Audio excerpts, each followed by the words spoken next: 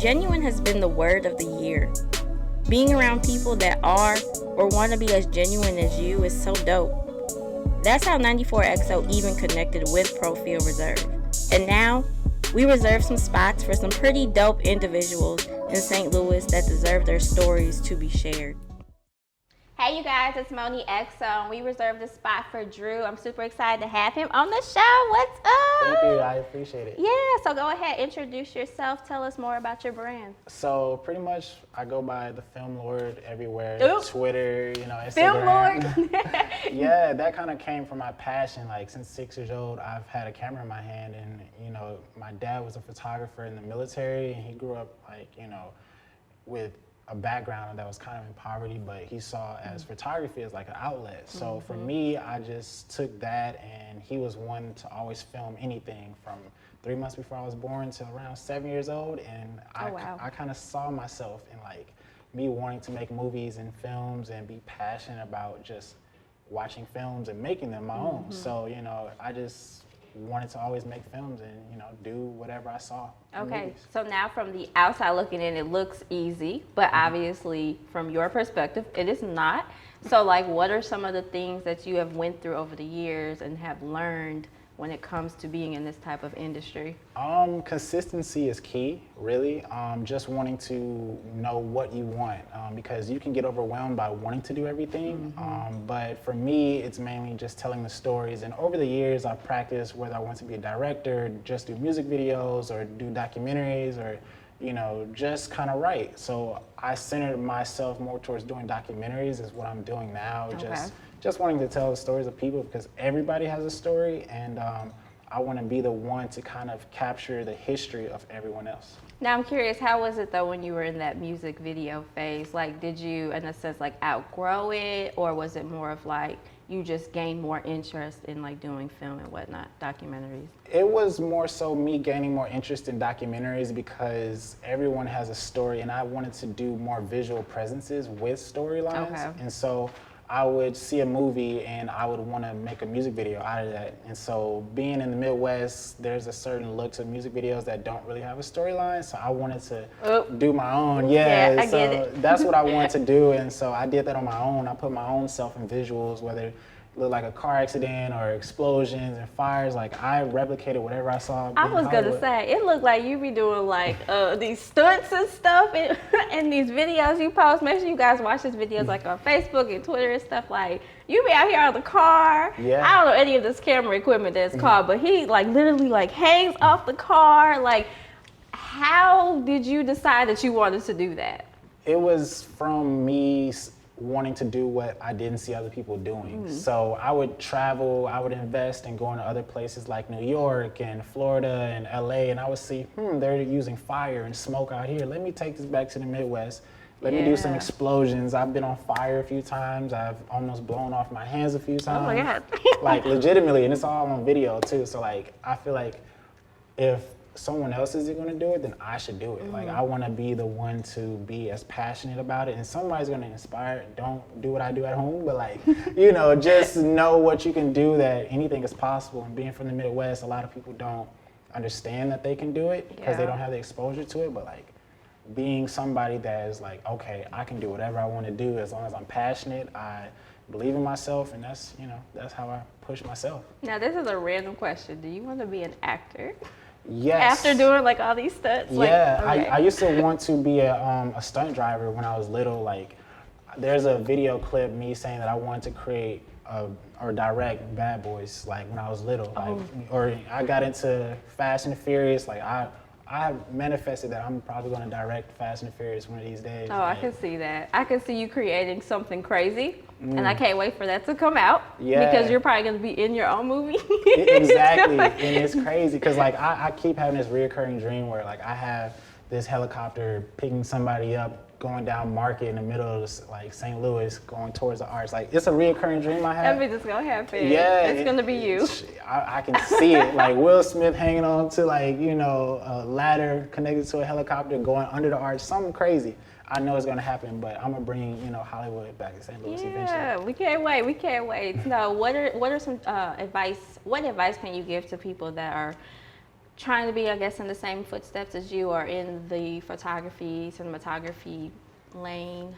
I would say do something pertaining to it every day. Like, watch a movie every day, write a story every day, or, edit a video, something that will get you in the mindset, because you're coming from an empty mindset of you don't know what's going to happen. So once you get into the trained mindset of doing it every day, you're like, oh, this is easy, let me do this. And then you start watching movies and your mind starts to break down what you're seeing. And then you're like, okay, I can do this in my backyard, which is normally what I did. Like, I'd watch Paranormal Activity, be scared of the movie, and then go home and replicate all types of stuff in my house with wires and fishing wire. And like, all right, this movie ain't scary no more. Like, I can do this in my room. So, well, I was saying that movie was scary to me. I don't know if that's gonna work with me. Oh Lord. Well, you have a dope lifestyle. And I really want to know more about it. So let's talk a little bit about your fashion. Oh, yes. Okay. I had to do St. Louis head to toe. Yeah. So, like, I've been out of St. Louis for the past 2 weeks, and I really ain't had no clothes. So I, hit up Twitter. It was like, yo, I need St. Louis, designers right now. Like, that's anybody. dope. Yeah, I got off work. I was like, yo, anybody in St. Louis got some clothes on hand? Like, I need them right now. I'll pay whatever. Like, I don't believe in, getting anything for free, because I know as an artist, as a creative, I'm going to spend whatever. So, cool. So I got on Why Pray For Me, hat, Mikey Austin, pants, and I So the whole fit is from people in St. Louis. Head to toe, that's right dope. now, legitimately. I love it. I believe in wearing only black brands. That's my thing. I love it. I only want to wear black brands for the rest of my life, and I'm putting money into whoever black brand. Yeah, definitely. Now, what makes your style unique? Because normally you don't see a fly cinematographer, videographer. They always you got Spike Lee, fly, but then you see somebody out in the field, out in the dirt, they gonna wear whatever they feel comfortable in. But yeah. I wear shoes that only Jordan wore, in game situations. So I'm gonna wear infrared 6s, when I'm filming, and different things, and Concords. I'm gonna wear those while I'm on the beach filming somewhere. That's just who I feel I resonate with. So, I gotta feel it. Okay, so how does that work though? You doing all these stunts and then you get your shoes dirty. I just buy a new pair. Oh, we got it like that. But nah, it's I invest, it's a mentality, the Mamba mentality. Kobe Bryant, my favorite basketball player ever.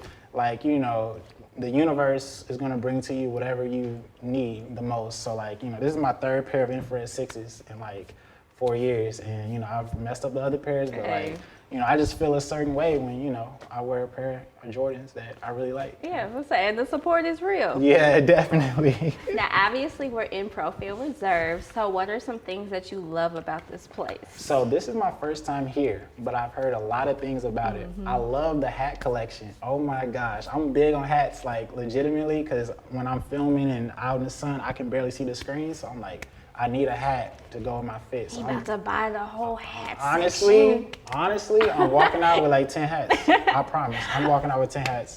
For real. 'Cause I need some hats. It's an orange one right there that I like that you can't. I got you. I'm kidding. I'm kidding. You better stop. I'm telling you, look, I love the fact that this store is here. I like what they do. They give artists a platform to show what they have to offer. Yeah. And so I'm just you know what, I want to do that myself too, as a creative. I'll bring people on to do what you want to do. If you feel like this is for you, then you can do that. So that's just, I love anybody who can give a platform that they've created and help other people, and that's just what I'm about. Yeah, and they're so St. Louis. Yes. Which is really dope, and I really want to know how so St. Louis you are too.